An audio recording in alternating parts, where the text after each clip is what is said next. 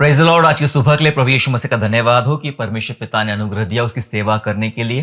प्यारो, फिर एक बार एक बहुत ही महत्वपूर्ण विषय पर प्रभु यीशु मसीह के वचन से हम लोग बातचीत करेंगे और आज हम सीखने जा रहे हैं मन की चंगाई। हम सीखने जा रहे हैं मन की चंगाई, हीलिंग ऑफ माइंड।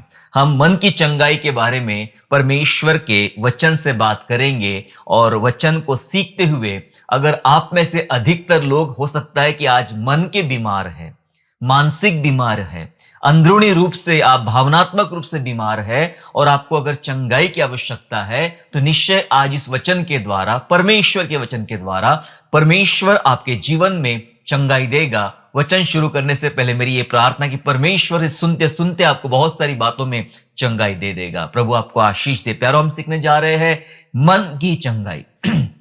मन की चंगाई।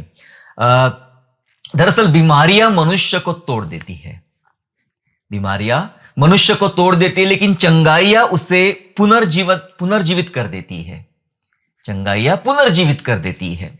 कभी कभी ऐसे हादसे या ऐसे सिचुएशन से आप लोग गुजरे हो, बहुत सारे लोग गुजरते हैं कि जहां उनके जीवन में बहुत प्रकार की बीमारियां आती, बड़ी बड़ी बीमारियां आती। कभी छोटी है तो कभी बड़ी है, कभी ठीक होने वाली है तो कभी ठीक नहीं होने वाली है। और ऐसी बीमारियां जो होती है वो इंसान को भीतरी रूप से तोड़ देती है। वो तो बाहरी रूप से वैसे भी तो बीमार होता ही है, लेकिन भीतर से भी उसको तोड़ देती है। लेकिन जैसे ही चंगाइयां आना शुरू हो जाती है, फिर वो चंगाई परमेश्वर के द्वारा हो या उसके सामर्थ्य के द्वारा हो, जब चंगाइयां आना शुरू हो जाती है तो धीरे धीरे वो जो पीड़ित मन था या पीड़ित बीमार था वो पुनर्जीवित होना शुरू कर देता है, नया जीवन मिलना उसके लिए शुरू हो जाता है। प्यारो, मैं जिन बीमारियों के बारे में बात कर रहा हूं वो नहीं जो अस्पतालों में है। अस्पताल में बहुत भीड़ है, बहुत भीड़ है, लोग लाइन में खड़े हैं, अस्पतालों में बेड के लिए जगह नहीं मिल रही। ऐसी हालत हमारे देश में है, बहुत तकलीफ है, बहुत भीड़ है। लेकिन अस्पताल से भी ज्यादा मरीज अस्पताल के बाहर है। मैं उन मरीजों की आज बात कर रहा हूं जो मरीज अस्पताल में नहीं है, अस्पताल से बाहर है। और अस्पताल से बाहर वालों की संख्या जो अस्पताल में है उससे 50 गुना ज्यादा है। और वे ऐसे मरीज है, वे ऐसे पीड़ित हैं जिनको मन के रोग ने घेर रखा है, मानसिक रोग ने घेर रखा है। भावनात्मक तौर पे या आत्मिक तौर पे वे बीमार हो चुके हैं और वो ऐसी बीमारियां किसी को कह नहीं पाते, किसी को बता नहीं पाते, इसका इलाज नहीं मिलता, ढूंढ नहीं पाते, इसके समाधान नहीं मिलते और इस कारण वे इन बीमारियों में बहुत ज्यादा पड़े हुए हैं और तकलीफों में जीवन बिता रहे हैं। प्यारो, कई बार शरीर के घाव मिट जाते हैं। ये जो अस्पताल में बीमार है, अगर किसी को चोट लगी है, जख्म हुआ है तो ये शरीर के घाव तो मिट जाते हैं, लेकिन जो घाव मन पर मिलते हैं, जो घाव मन पर होते हैं वो कभी ठीक नहीं होते। ऐसा लोग कहते हैं वो कभी ठीक नहीं होते, वो दाग निकलते नहीं है। लेकिन जैसे हम बाइबिल को पढ़ना आरंभ कर दे हैं, ये तो सांसारिक बातें हो गई, लेकिन जैसे हम बाइबिल को समझना और पढ़ना आरंभ कर देते हैं तो बाइबिल ये बाहरी सोचों को एकदम अलग कर देती है और बाइबिल अपना एक नजरिया बताती है, बाइबिल अपना एक सिद्धांत बताती है जिनको समझने के द्वारा मैं आज विश्वास करता हूं कि सच में हम लोग मन में चंगाई पाएंगे। ऐसा नहीं है कि मन को चंगाई नहीं मिल सकती है, ऐसा कोई कठिन काम नहीं जो परमेश्वर के लिए असंभव हो, सारे काम प्रभु के लिए संभव है। प्यारो, परमेश्वर के पास मन की चंगाई है। कैसे करता है, क्या करता है और क्या होता है, इन सब बातों के लिए, इन्हीं बातों को समझने के लिए आज परमेश्वर के वचन पर हम अभ्यास कर रहे हैं। मेरे साथ निकाल लेंगे भजन संहिता 147 और वचन 3, साम चैप्टर 147 एंड वर्स 3। जहां ऐसा लिखा है, वह खेदित मन वालों को चंगा करता है और उनके शोक पर मरहम पट्टी बांधता है। Praise the Lord. ये वचन आपको प्रॉमिस दे रहा है, ये वचन आपसे एक वायदा कर रहा है कि जो खेदित मन वाले, ये मरीज है, ये बीमार है, जिनका मन बीमार है, मन टूटा हुआ है, दिल टूटा हुआ है, खेदित मन वाले हैं, उनके विषय में लिखा है कि परमेश्वर खेदित मन वालों को चंगा करता है। सो ये भूल जाइए और दिमाग से बात निकाल दीजिए कि मेरे मन के रोगों का कहीं इलाज नहीं, निकाल दीजिए आज। ये बोलना बंद करे कि भाई आप सब दवा बीमारियां ठीक कर सकते हो, लेकिन मेरे मन के अंदर जो रोग लगा है ना, उसको आप ठीक नहीं कर सकते हो। बाइबल तो कहती है कि परमेश्वर खेदित मन वाले, जो टूटे मन के हैं, दुखी मन के हैं, निराश मन के हैं, उनको परमेश्वर चंगा करता है और उनके शोक पर मरहम पट्टी बांधता है। मतलब उनके लिए चंगाई के इंतजाम करता है, चंगाई के उपाय करता है। प्यारो, सच में यदि आप मानसिक रूप से या मन में आप बीमार हो और आप चंगाई ढूंढ रहे हो, तो आज की सुबह परमेश्वर का वचन आपको चंगा करेगा। परमेश्वर खुद आपको चंगा करेगा। क्या आप जानते हैं प्रभु यीशु मसीह के आगमन की वजह क्या थी? क्या वजह थी? जानना हमारे लिए बहुत जरूरी है। एक वजह अगर हमें समझ में आ गई तो हम ये मन के रोगों से बाहर निकल के आ जाएंगे और हम लोग चंगे हो जाएंगे। मेरे साथ निकालेंगे यशायाह नबी की पुस्तक और अध्याय 61, 61 और वचन पहला। यशायाह 61 और वचन पहला लिखा है, प्रभु यहोवा का आत्मा मुझ पर है, क्योंकि यहोवा ने सुसमाचार सुनाने के लिए मेरा अभिषेक किया और मुझे इसलिए भेजा है, अब सुनिए ध्यान से, कि खेदित मन के लोगों को शांति दूं, कि बंधुओं के लिए स्वतंत्रता का और कैदियों के लिए छुटकारे का प्रचार करूं। यहां प्रभु यीशु मसीह के आगमन की वजह बताइए। यही वचन लूका के सुसमाचार में प्रभु यीशु मसीह मंदिर में पढ़ते हैं और कहते हैं, यह वचन पूरा हुआ, मैं आया हूं इसलिए। वो अपने आने की वजह बताते हैं और वजह लिखा है यहां पे बहुत सारी बातें हैं, पर एक मुख्य बात पर मैं आपका ध्यान आकर्षित करना चाहता हूं। लिखा है वह खेदित मन के लोगों को शांति देना चाहता है।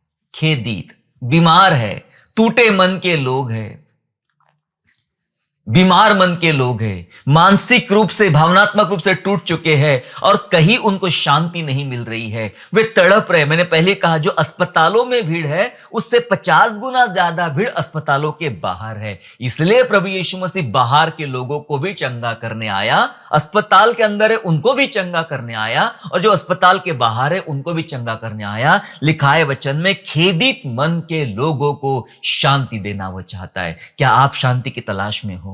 क्या आपको कहीं पर भी शांति नहीं मिल रही है? आपका मन आपको बार बार बोलता है, ये मन में ऐसी तकलीफ आ गई, चोट पहुंच गई, मुझे इतनी चोट पहुंचाई गई है, अब मैं इससे कभी उबर नहीं पाऊंगा, कभी इसमें से निकल नहीं पाऊंगा, कभी इसमें से चंगाई नहीं कर पाऊंगा।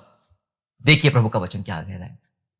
प्रभु कहता है, मैं आया ही हूं इसलिए ताकि जो खेदित मन के, टूटे मन के हैं, उनको शांति दूं। सच में परमेश्वर के पास शांति है, परमेश्वर के पास मन की चंगाई है। इस मन की चंगाई को हम समझेंगे, जानेंगे किस प्रकार से चंगाई मिलती है। लेकिन सबसे पहले मन को तोड़ने वाले शत्रुओं के बारे में आपको बताना चाहता हूं।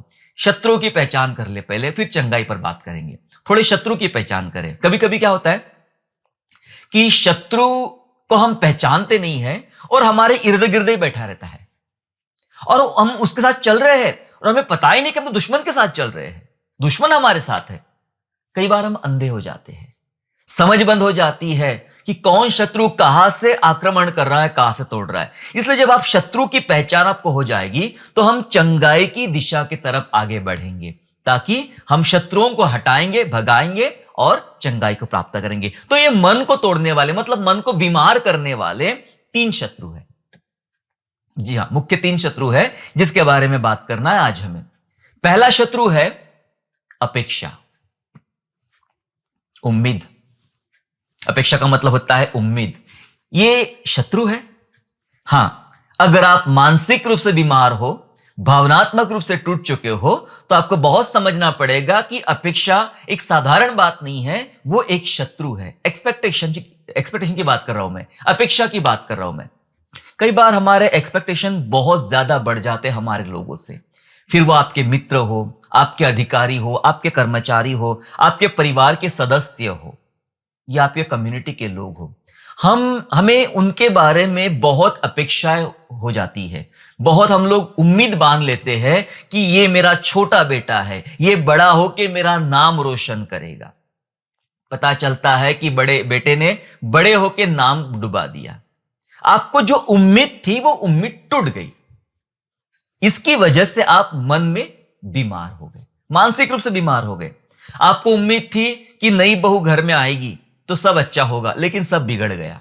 आपकी उम्मीद टूट गई। आपको उम्मीद थी कि मुझे जो सास मिलने वाली वो बहुत मां के जैसा प्यार करेगी, लेकिन उम्मीद टूट गई, अपेक्षा टूट गई। अपेक्षाएं थी आपको किसी कंपनी से, अपेक्षाएं थी आपको अपने व्यापार से, आपके बिजनेस से, आपको अपेक्षाएं थी अपने लोगों से, अपने बच्चों से, अपने माता पिताओं से, और किसी भी वस्तु या किसी भी व्यक्ति के साथ आपकी अपेक्षाएं हो सकती है। और जब हम देखते हैं कि हमने बहुत उम्मीद बांधी है, हमने बहुत अपेक्षाएं किया है, और लेकिन वो अपेक्षा जो रखी हमने वो पूरी नहीं हो पाई, वहां से हमने जो सोचा, हमने जो कल्पना किया वो पूरी नहीं हो पाई। और जब अपेक्षाएं पूरी नहीं होती है तो पता है उसका सीधा वार आपके मन पे होता है।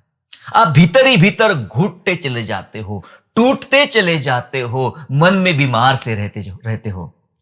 इसलिए मैंने कहा अपेक्षाएं ये शत्रु है। इस मामले में क्या करना चाहिए? फिर क्या करना चाहिए? सबसे पहली बात, हमारे अंदर एक ऐसा स्वभाव तैयार करे कि नो एक्सपेक्टेशन नो कंप्लेंट। हमें किसी से कोई शिकायत नहीं होना चाहिए और किसी से कोई अपेक्षाएं नहीं होना चाहिए। अगर कोई अपेक्षाएं आपसे आपको होती है या होना चाहिए तो केवल परमेश्वर से। वो आएगा, मुझे अपने संग ले जाएगा, जहां वो रहेगा वहां मैं रहूंगा। इससे बड़ी कोई अपेक्षा नहीं होना चाहिए हमारे जीवन में। परमेश्वर से उम्मीद करो, परमेश्वर से अपेक्षाएं करो तो आपकी अपेक्षाएं पूरी होगी। लेकिन जब आप चीजों से, वस्तुओं से और व्यक्तियों से यदि आप अपेक्षाएं रखोगे तो आप हमेशा टूट जाओगे और हमेशा आपको असफलता मिलेगी। तो सबसे पहला जो शत्रु है, जो मन को बीमार करता है, मन को तोड़ता है, वो अपेक्षा है। तो ज्यादा अपेक्षा करना बंद करें, पहली बात। दूसरा जो शत्रु है वो है अभिलाषा। पहला शत्रु अपेक्षा, दूसरा शत्रु है अभिलाषा। अभिलाषा, मुझे ये पाना है, मुझे वो करने की अभिलाषा है, मैं उससे शादी करूंगा। बहुत सारे लोग तो मैं देखता हूं कि जिससे उम्मीद थी शादी करने की, शादी नहीं हो गई, तो उससे शादी नहीं हुई तो उनका मन टूट गया और वो जख्मी दिल घूम रहे यहां वहां, टूटा मन घूम रहे यहां वहां, कुछ फिल्मी गाने गाते हैं, टूटे मन के गीत गाते हैं, घूम रहे यहां वहां, तो अभिलाषाएं पूरी नहीं हुई। बहुत लोग की अभिलाषाएं होती है कि मैं ये व्यापार करना चाहता हूं और इसमें मैं बहुत बड़ा व्यक्ति बनूंगा। बहुत लोग अभिलाषा करते हैं कि एक दिन मैं ऐसा करूंगा, वैसा करूंगा, ये पाऊंगा, वो पाऊंगा। बहुत सारी बातों की अभिलाषा होती है और जब अभिलाषाएं पूर्ण नहीं होती है तब हम मन में बीमार हो जाते हैं, मानसिक रूप से बीमार पड़ जाते हैं। तो अभिलाषाएं अपने आप में एक शत्रु है जिसकी कोई अभिलाषा हमने नहीं करना चाहिए। हमने अपने जीवन को बहुत सामान्य रखना चाहिए, साधारण रखना चाहिए। मैं चलता जाऊंगा, जब तक परमेश्वर मेरा हाथ पकड़ के चलाता है मैं चलूंगा। वो खिलाएगा मैं खाऊंगा, वो पहनाएगा मैं पहनूंगा, वो रखेगा मैं रहूंगा। और ज्यादा कोई उम्मीद संसार से, संसार की बातों से नहीं होना चाहिए। एक सिंपल लाइफ जिए तो ये शत्रु आपसे दूर भागेंगे। शत्रु भी सोचेगा मैं किसके घर में दस्तक दे रहा हूं, ये तो किसी अभिलाषा में नहीं पड़ता और ना इसको किसी वस्तु से अपेक्षाएं है। ठीक है, तो पहला शत्रु अपेक्षा, दूसरा शत्रु अभिलाषा, तीसरा शत्रु असफलता। असफलता ये मन को बीमार करने वाले शत्रु है। असफलता, एग्जाम में फेल हो गए, टूट गया, मन टूट गया। परीक्षा में फेल हो गए, परिवार में फेल हो गए, व्यापार में फेल हो गए, जिंदगी में फेल हो गए, अन्य किसी बातों में फेल हो गए, रोना, असफलता, निराशा, और इसके कारण बहुत सारे लोग डिप्रेशन में चले गए हैं। प्यारो, ये असफलता को अपनी सफलता की कुंजी बनाए, उसको बढ़कर हम आगे चल सकते हैं। असफलता का मतलब ये नहीं होता है कि आप हमेशा के लिए आप खत्म हो गए हैं, समाप्त हो गए। इसके आगे भी जिंदगी है, इसके आगे भी बहुत बड़े परमेश्वर के काम हैं जो परमेश्वर आपके द्वारा करवाना चाहता है। ये तीन सुनने में, समझने में बड़े साधारण हैं, पर बड़े खतरनाक शत्रु है जो हमारे मन को बीमार कर देते हैं, मन को तोड़ देते हैं और खेदित कर देते। क्या क्या बताया मैंने बताया अपेक्षा, अभिलाषाएं और असफलता। यही वह तीन शत्रु है जो हमें मानसिक रूप से बीमार करते। देखिए वचन क्या कहता है, हम सब निकालेंगे। नीति वचन 17 अध्याय और वचन 22, प्रोवर्ब चैप्टर 17 एंड वर्स 22, जहां लिखा है, मन का आनंद अच्छी औषधि है, परंतु मन के टूटने से हड्डियां सूख जाती है। मन का आनंद अच्छी औषधि है। जब आप मानसिक रूप से आनंदित रहते हो तो यह बहुत ही अच्छी दवाई है, बहुत ही अच्छी औषधि है, जिसके द्वारा आप सब क्षेत्रों में और सब बातों में खुश रहते हो आनंदित रहते हो। मन आपका आनंदित है तो आपका हेल्थ आनंदित है, आपका स्वास्थ्य आनंदित है और सब कुछ आनंदित है। लेकिन लिखा है वचन में, लेकिन मन अगर टूट जाए, मन के टूटने से हड्डियां सूख जाती है, मतलब आप बीमार पड़ जाते हो। मन टूट गया तो उसका इफेक्ट आपके शरीर पे होता है। हड्डियां टूटने का मतलब होता है, सूखने का मतलब होता है आप बीमार पड़ जाते हो। ये साइड इफेक्ट है। कौन किसके? ये मन के बीमारी के साइड इफेक्ट है। आप बीमार हो जाते हो, आप तकलीफ में आ जाते हो। इसलिए आनंदित रखे और इन 3 शत्रुओं को दूर करे। जब ये मन में तकलीफ लगी हुई है, मन में रोग लगाई हुआ है, तो इसकी चंगाई का प्रबंध परमेश्वर के पास है। हालेलुया। जैसे ऑलरेडी हमने पहले शुरुआत में पढ़ चुके हैं कि परमेश्वर खेदित मन वालों को चंगा करता है। सो परमेश्वर के पास परमेश्वर के द्वारा चंगाई का एक प्रबंध किया गया है और चंगाई के प्रबंध को आज हम आइए समझते हैं कि क्या है चंगाई का प्रबंध। इसके लिए आपको चलना होगा पहले राजा में। हम लोग चलेंगे पहला राजा 8वां अध्याय और वचन 38 और वचन 39 पढ़ेंगे, 38 39 पढ़ेंगे फर्स्ट किंग का चैप्टर 8 का। दरअसल सुलेमान जब प्रतिष्ठा करता है मंदिर की, तब एक प्रार्थना करता है और वो प्रार्थना में बहुत स्पेशल बात वो रखता है और ये प्रार्थना को थोड़ा समझना है हमें, क्या प्रार्थना है। पहला राजा 8वां अध्याय 38 से आगे पढ़ता हूं मैं आपके लिए। तब यदि कोई मनुष्य या तेरी प्रजा इज़राइल अपने अपने मन का दुख जान ले और गिड़गिड़ाहट के साथ प्रार्थना करके अपने हाथ इस भवन की ओर फैलाए, तो तू, प्रभु से कह रहा है वो, तो तू अपने स्वर्गीय निवास स्थान में से सुनकर क्षमा करना और ऐसा करना कि एक एक के मन को जानकर उसकी समस्त चाल के अनुसार उसको फल देना। तू ही तो सब आदमियों के मन के भेदों का जानने वाला है। लिखा है वचन में कि जब इजरायली तेरे पास आएंगे प्रभु, और अपने मन के दुखों को वो जान लेंगे। ऐसा लिखा है वचन में, मन के दुखों को, भीतरी तकलीफों को वे जान लेंगे और वे गिड़गिड़ाने लग जाएंगे। जब वे प्रार्थना करने लग जाएंगे, अपने हाथ इस भवन की ओर फैलाएंगे, तो प्रभु क्या करना?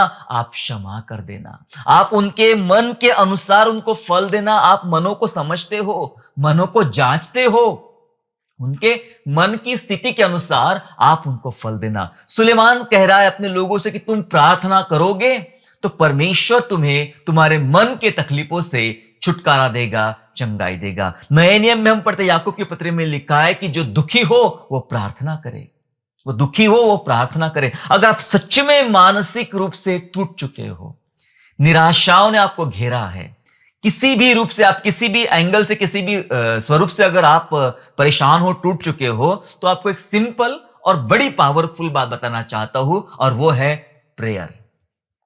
Only prayer, prayer, prayer and prayer. आप प्रार्थना करें। यह प्रभु के पास आपके मन की चंगाई का प्रबंध है।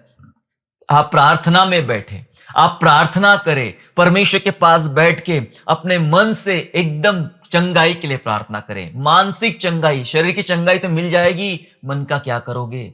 मन को चंगाई की बहुत आवश्यकता है। बहुत ज्यादा अपने मन के चंगा होने के लिए प्रार्थना करें। बाइबल सिखाती है कि अपना मन खोलकर परमेश्वर के सामने रखो, अपनी मन की बातें परमेश्वर के सामने रखो। तो प्रार्थना करना बंद ना करें, लगातार और नियमित प्रार्थना करें। विशेष रूप से प्रभु से मांगे, प्रभु मेरे मन को तू चंगा कर। तेरा वादा है कि तू खेदित मन के लोगों को चंगा करता है। और जब आप चंगाई को पाना शुरू कर देते हो, जब आप चंगाई को पाना शुरू कर देते हो, तो आपका एक महत्वपूर्ण काम हो जाता है।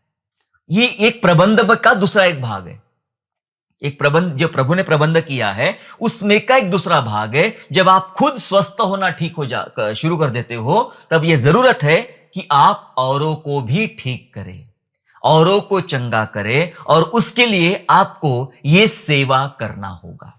जो सेवा प्रेरितों ने किया था, पौलुस ने किया था, सिलास ने किया था, बरनबास ने किया था, 12 चेलों ने किया था। क्या सेवकाई की थी? प्रेरितों काम में जब हम सेवकाई को पढ़ते हैं तो इनकी क्या सेवा थी? चलो पढ़ लेते हैं।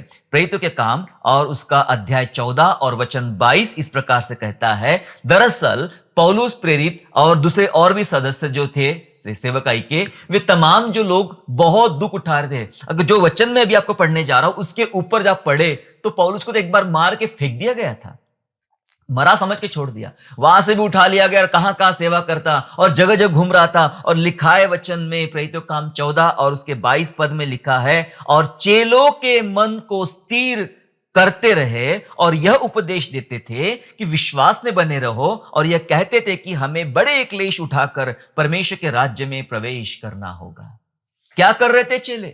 प्रेरित क्या कर रहे थे? क्या सेवकाई थी? क्या सेवा का मुख्य भाग क्या था उनका? लिखा है वचन में, वे चेलों के मन को स्थिर करने लगे, स्थिर करते फिरे और उनको सिखाते रहे कि बड़े क्लेश उठाकर, दुख उठाकर तुम्हें प्रभु के राज्य में प्रवेश करना होगा। कौन सिखा रहा है? वो जो अभी अभी मौत में से बाहर निकले हैं, वो जो निराशाओं में से बाहर निकले हैं, वो जो मानसिक रूप से जिनको तोड़ दिया गया था वो बाहर निकले हैं, वे चंगे हुए हैं और वे दूसरों को चंगा कर रहे। मैं बताऊं आपको, जब आप ऐसी सेवकाई को लेकर दूसरों के पास पहुंचते हो, उसको चंगाई मिलेगी ही मिलेगी, लेकिन आपकी चंगाई भी बढ़ती चली जाएगी। जी हां, दो तो तुम्हें दिया जाएगा। यह सिद्धांत यहां पर भी लागू है।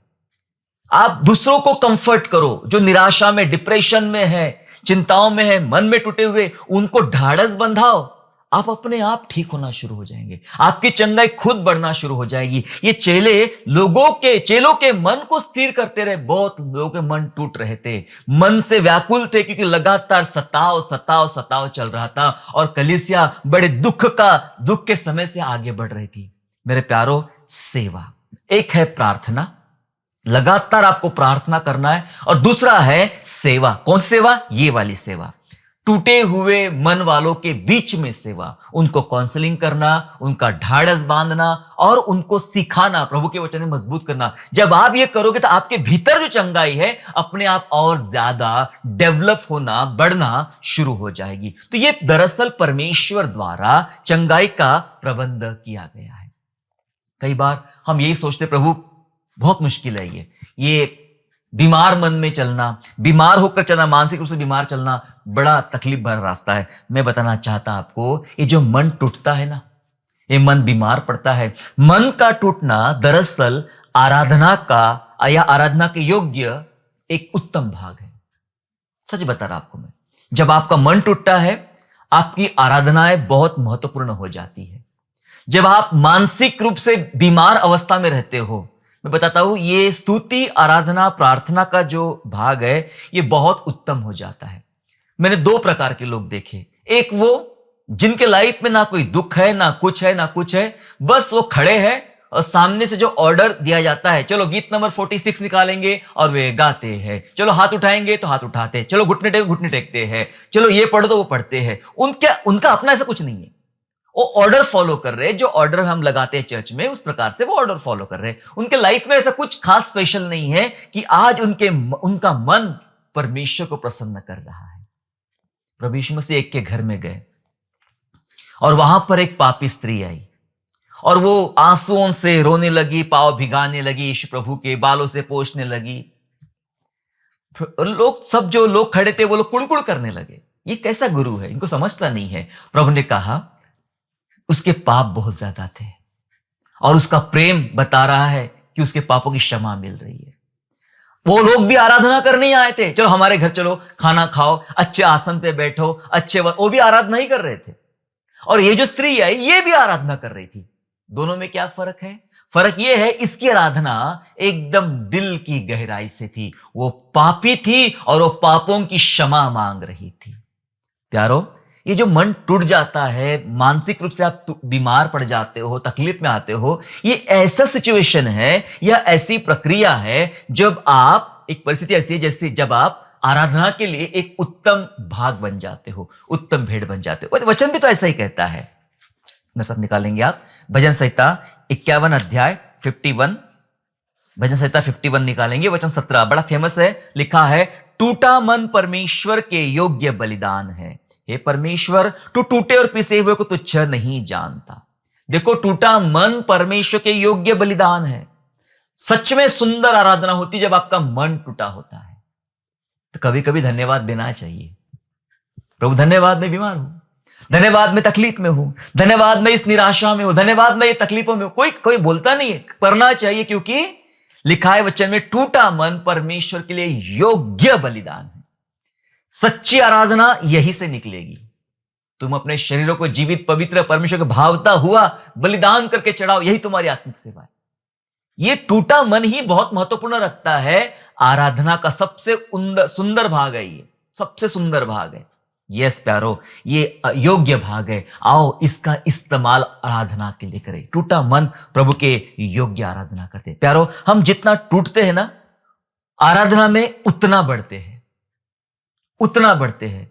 शायद आपको इसका अनुभव नहीं होगा, लेकिन जब आप इस तकलीफ से गुजरोगे, इस गरिमा से गुजरोगे, मैं आपको बताना चाहता हूं कि आप महसूस करोगे कि मैं जितना टूट रहा हूं उतनी मेरी आराधना का लेवल, स्तर बढ़ रहा है, उतना मैं आराधना में बढ़ रहा हूं। और वो आपकी प्रार्थना का लेवल कुछ और होगा, फिर आपकी आराधना का स्तर कुछ और होगा। फिर आप जानते हो, हन्ना तो बांझ थी, उसकी कोई संतान नहीं थी, लेकिन जब वो टूट गई, भीतरी रूप से टूट गई, उसको चिढ़ाया गया, आंतरिक रूप से टूट गई थी, और वह जब रो रो के प्रार्थना करने लगी परमेश्वर के मंदिर में, दरअसल ये उत्तम आराधना का भाग था।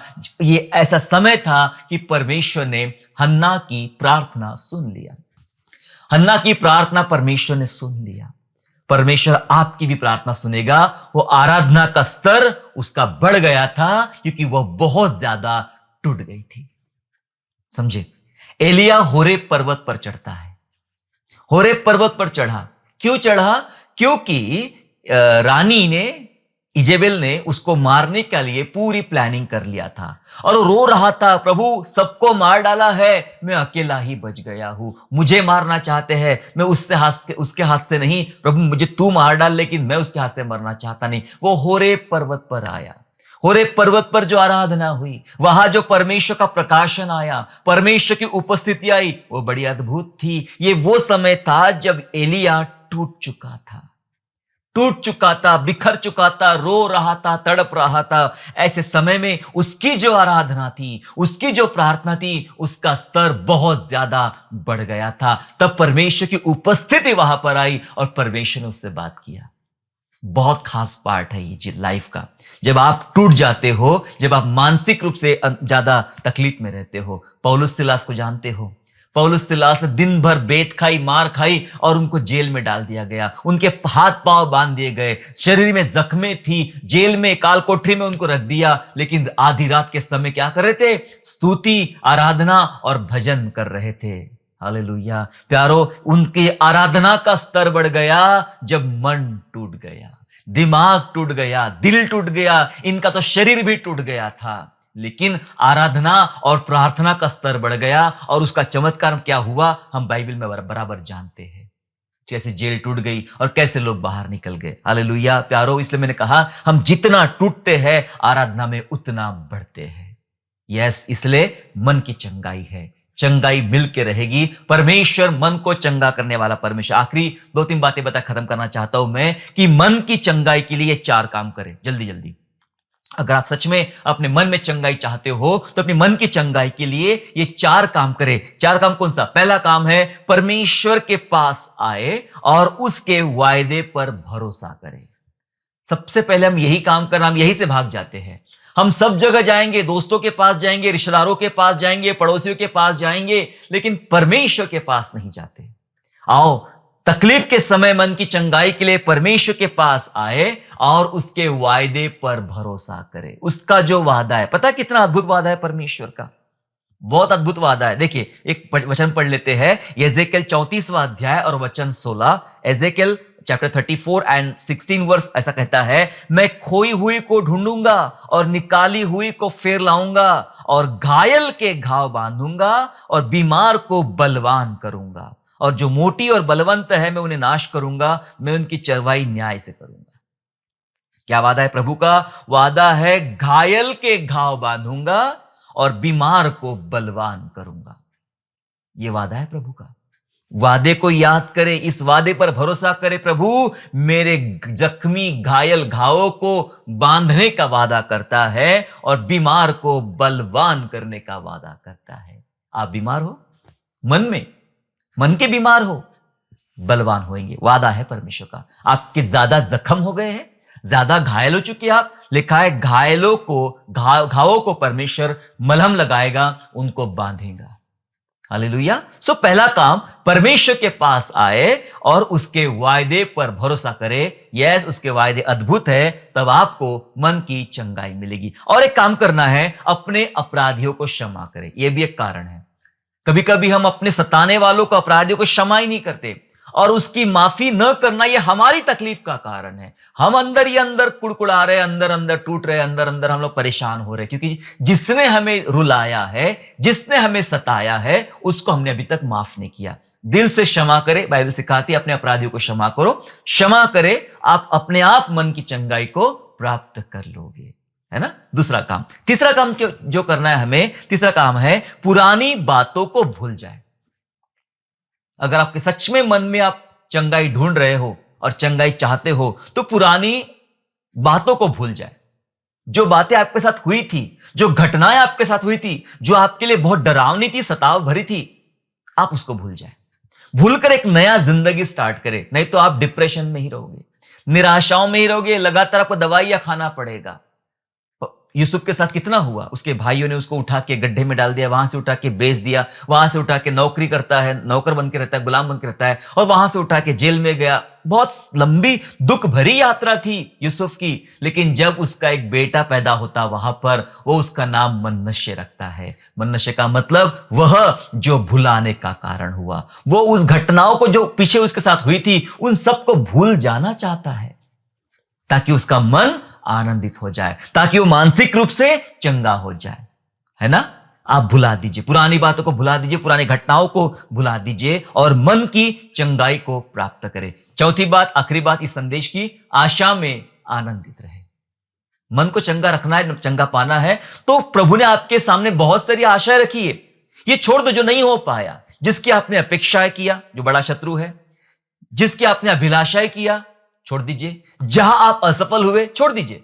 पर अभी जो बीत गया उस पर ध्यान मत दे, लेकिन जो आने वाला है, आशा है आपके लिए, कुछ बेहतर होने वाला है, कुछ अच्छा होने वाला है। आशा में आनंदित रहे। परमेश्वर आपके आनंद को दुगना करेगा और आपके मन को चंगा करेगा। ये चार काम जरूर कीजिएगा, आप लगातार परमेश्वर के द्वारा मन की चंगाई को प्राप्त करोगे। प्रभु आपको आशीष दे। मैं आपके लिए दुआ करना चाहता हूं। अगर सच में आज आप ऐसे बीमार हैं, मैं जानता हूं अस्पताल में जितने बीमार पड़े रहते उससे 50 गुना ज्यादा बीमार बाहर है।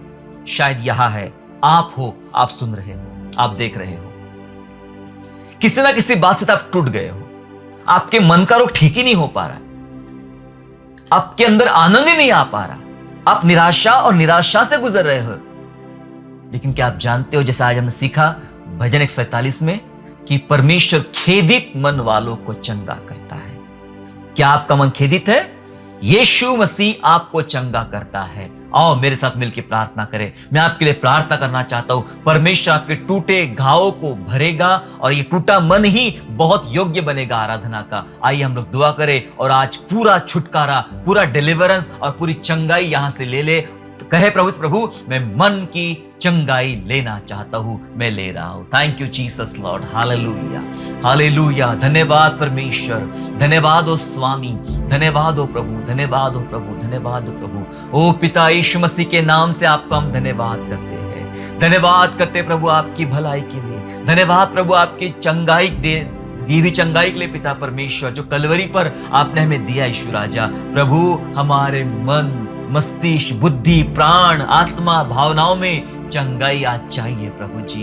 प्रभु हम बीमार हैं, मेरे बहुत सारे बहनें और भाई बहुत सारी बातों में बीमार है पिता परमेश्वर, बहुत सारी बातों से पीड़ित है पिता राजा, और वे निकल नहीं पा रहे हैं। लेकिन प्रभु आज आपका वादा है कि प्रभु आप चंगा करने वाले परमेश्वर है। खेदित मन वालों को आप चंगा करते हो प्रभु, हम धन्यवाद करते हैं। प्रभु ये शत्रुओं ने हमें घेर रखा, अपेक्षा के शत्रु ने, अभिलाषा के शत्रु ने, असफलता के शत्रु ने, ये शत्रु लगातार घेरे रहते हैं और प्रभु हमें समझ में नहीं आता कैसे हम इसमें से छुटकारा पाए। लेकिन प्रभु जी आज हम प्रार्थना करते हैं, आज इन सारी बातों को दूर करते हैं, सारी बातों को हटा देते हैं और आपके वचन को लेते हैं, जिसमें लिखा है कि मैं तुम्हारा चंगा करने वाला परमेश्वर हूँ। प्रभु हम उस चंगाई को ले लेते हैं, ले लेते यीशु राजा, हम आपके पास आते हैं, आपके वादे पर हम भरोसा करते हैं। आपका वादा है तो घायलों को पट्टी बांधता है और बीमारों को बलवंत करेगा। प्रभु हम धन्यवाद करते राजा यीशु, जितने भी अपराधी हमारे जीवन में थे जिन्हें हमें सताया था, आज दिल से हम उनको माफ कर देते हैं,